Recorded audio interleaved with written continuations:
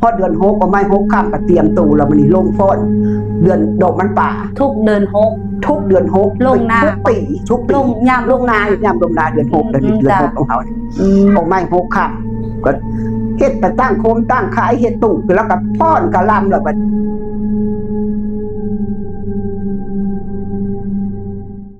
สวัสดีจ้ามื้อนี้เฮาก็อยู่กับแม่ป่างพิลาวงศ์นะคะมื้อนี้เฮาก็สิมาฟังเรื่องเล่าความเก่าความหลังนะคะ ของแม่ป่างพิลาวงศ์นะคะ เมื่อ60 ปีที่แล้วนะคะตอนนี้เฮาก็สิมาฟังเลยนะคะ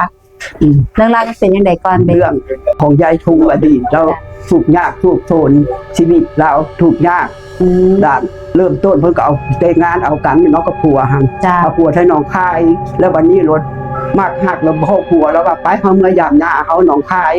ก็พากันเมื่อจะจากสกลเนาะไปหนองคายร้อยสกลข้ามแล้วบัดนี้ข้ามแล้วรถมีเทียมหน้าน้อยบ่ฮอดบ้านคนห่างกันรถเทียมหน้าเราไปเฮาไปนอนจังเมื่อโตไปจันเจ้งจังไปย่างย่างจนฮอดข้ามแล้วมันข้ามไปบ่ได้บ่เห็นภูแล้วกันนอนเทียมหน้าแล้วบัดนี้ดังไฟแล้วก็ไปนอนเทียมหน้าน้อยๆต่ำๆนอนได้แล้วความสิรับทบกี่เท่าผู้รถถืออาตุ9ศพเสือตัวใหญ่หน้าเฮากระด้งนี่ติวันนี้รถแม่หยังว่าซั่นคนมาบอกซั่นรถไปส่งเบิ่งรถให้ผู้อันยายภูมิให้ญาติเถือกินญาติเถือวันนี้รถเฮ็ดได้ว่าซั่นเฒ่าเขาสิบ่ตายบ่ค่อยบ่ตายคือนี่บ่มีมือตายว่าซั่นผัวระว่าให้ขึ้นหลังคาเถียงมันสิหักที่หลังคาบัดนี้โยกเย่อยู่เถียงหน้าน้อยมาเสียน่ะค่ะเถียงหน้าน้อยเสือสิกินมาสิกินเฮานี่เสือเอามือตบขึ้นไปถึงพื้นเถียงล่ะตบขึ้นไปสมัยนั้นมันก็ยังมีโอ้ยส่งเก้าศอกเว้ยเสือฮะรถตายมือนี่มือตายว่าซั่นเฮาตายอยู่นี่ว่าซั่นหายมีอาหารให้ทุกข์ยากหลายยันเสือกินตายเสือกระตบพื้นเถียงขึ้นไปสิขึ้นไปหาคนค่ะโลสั้นสายขึ้นเถียงขึ้นไปพุ่นรถเฮ็ดได้เฮ็ดได้เนาะหายผัวรถเฮ็ดได้บัดตายจุมเฮาตาย2คนบ่มีไปเห็นวันนี้รถผู้ดีอันน้อยนึงรถอู้บัดนี้สร้างห้องบัดสร้างมาบัดนี้จักเสือจักสางโอ้ยโลดจนที่โต๊ะข้อเถียงอันบนคืนมันยากหลายแพงหลายสร้างเอามือมาก้อเสาเถียงเราโยกไปโยกมาอยู่เชือไปอยู่ตะล่างอันใกล้ๆค่ะให้จังหวะให้ทั้งผัวทั้งเมียตายมื้อนี้เชือที่กินด้วยมันสร้างที่กินตายมื้อนี้ซุมเฮาตายสร้างก็เป็นสร้างป่าเนาะสร้างป่าเฮ้ยมันตกมันเห็นคนเห็นไฟแสงไฟมันว่าดังไฟตรงมีคนมันเว้ามันลงมามาส่งตู่มาหาสืบทางเชือมีตะล่างตัวนึงโลสั่นสายไปกี่เท่าทั้งหันทั้งห้องไหว้วอนหาพ่อหาแม่โลดครัวลงไปจังนักเห็นกับเห็นไม้ไผ่อยู่ในหลังคาเถียงเขาหันเรามาฮัดเครื่องเราเป้ามันนี่เป้าไม้ไผ่นะเป้าไม้ไผ่สร้างย่านหลายแล่นจุดนี้บนสร้างเสือพวกนี้เสือบัดเสือก็ยังยุ่งมากนี่ตะละมันปกไฟของคือแต่เฮ็ดได้เขาสิลงได้เขาสิย่านเสือกินเขาเฮ็ดได้สิลงได้อันว่าจนแจ้อันโอนกันอยู่หันเสือสร้างที่กินค่ะแม่นบอกอยู่จนแจ้จนบ่ได้รับบ่ได้จนตะเวนสิออกเสือจะได้นี่ให้อยู่บนน้ำหูน้ำตาย่างตายก็ตายกลางคืนมาตั้งกับผัว2คนแล้ววันนี้แจ้งมาลูกทิ้งตะเวนออกเสือรูเดียวบางแง่นบางดารถอยู่ทั้งคืนเถียงคนโอ้บ่ได้กินดอกมันดีสูงมาจะรถนี้เสือฮะนี่เฮ็ดได้เขาสิไปได้เป็นถึงเมื่อสิไปหน้าหรือเขาสิคืนหลังเว้ากันกับผัวว่าไปหน้าแล้วคือฮอดพ่อแม่ไปมันฮอดมันถึงว่าซั่นน้องคายไปก็ไปว่าซั่นเสือนี้แล้วเสือแนมเสือเขาป้องนี่ล่ะคนไปป้องนี่บัดนี้พักกันไปอีกบัดนี้ข้ามอีกจังบ่ฮอดน้องคายย่างเฮ้ยย่างสมัยนั้นยังเป็นถนนบ่หรือว่ามันเป็นทางแบบคือทางน้อยก็ได้ไปได้ทางน้อยๆลงประตูแล้วนั่งรถนั่งยินเสียงฮักไม้โป๊ะเป๊ะทางหน้าคุณเดียวเลยเพิ่นพอตกหูปวดอยู่ซ่านั่นน่ะกังเว้นอยู่ดอกกังเว้นบ่ได้สร้างที่กินสร้างก็สร้างป่าบัดนี้รถตายมื้อนี้เขาเฮ็ดจังได๋ตายคักมื้อนี้บัดนี้เฮ็ดได้แลกไปใช้เฮ็ดจังได๋บัดนี้สร้างมันเห็นคนแหละมาสิมาเรียนเยี่ยมนั่นล่ะที่มันสร้างตัวเก่านั่นล่ะมันสูงถ้าตัวบักตัวเดียวตัวบักใหญ่รถเฮ็ดได้เขาเฮ็ดจังได๋ว่าท่านตายมื้อนี้เฮาบ่เหลือว่าท่าน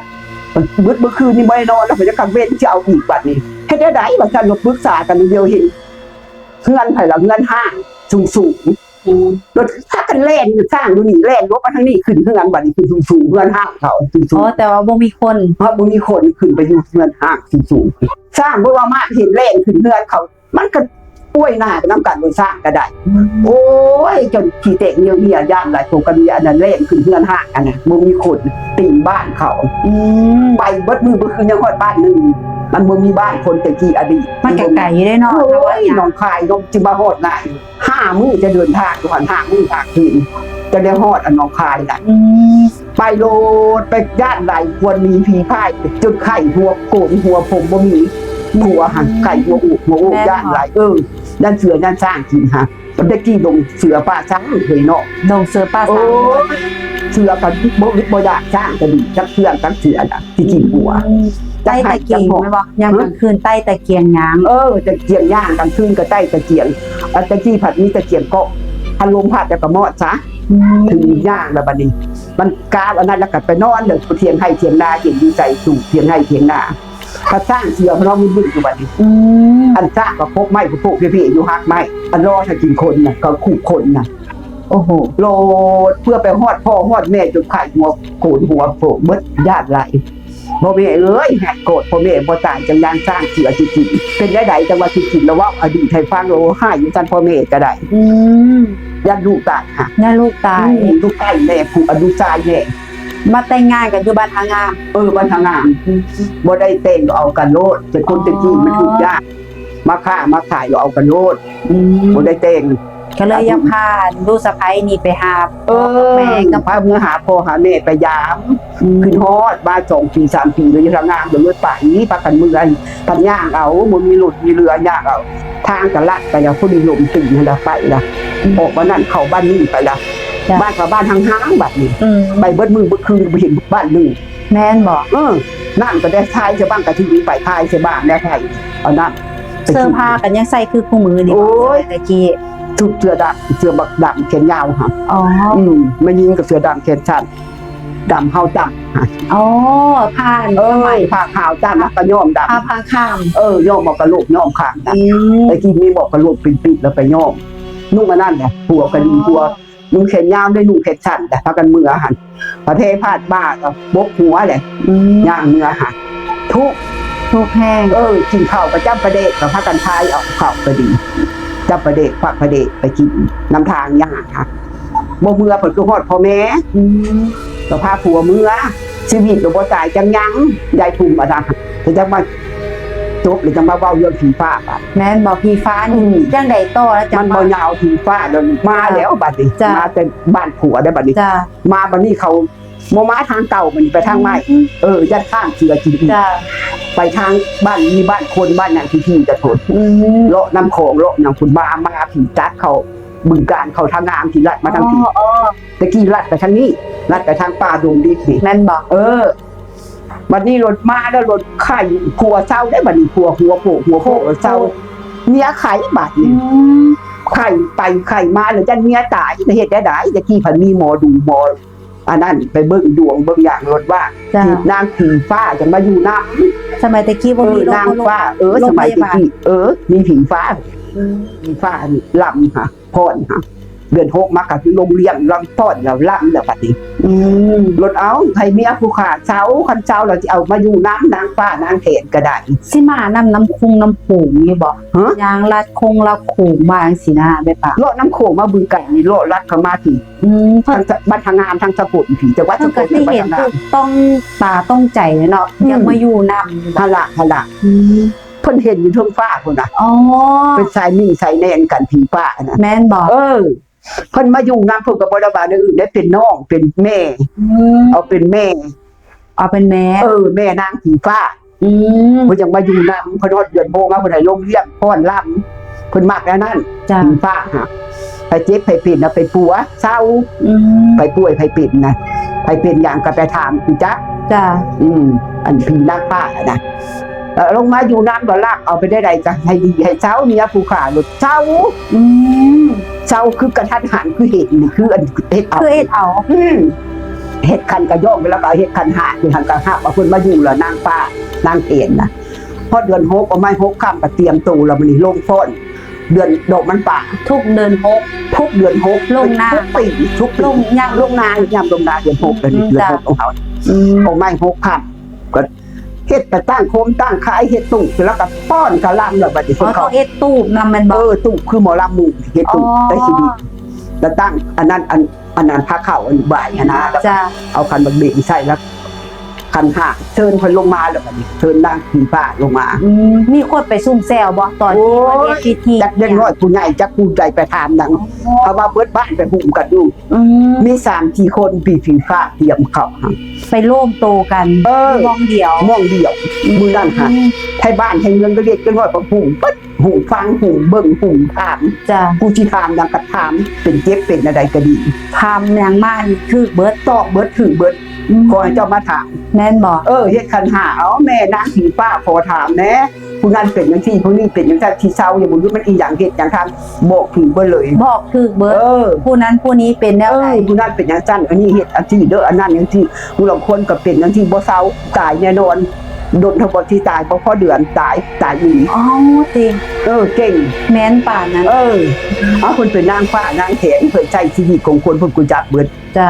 ชีวิตเฮาเป็นจังไดอันใดครับเพิ่นก็กูจักเบิดกระเดือนเขาก็มากัดร้องรำทั้งเพลงแล้วไปรำอันฟ้อนใช้กันแล้วก็รำแบบนี้ติมายิงได้อะกูอันเป็น อ๋อที่เป็นมิตร ผีฟ้านี่ผู้ชายมาเป่าแคนให้ เป่าแคน ต้องให้ผู้ชายเป่าแคนให้เรา เป่าแคน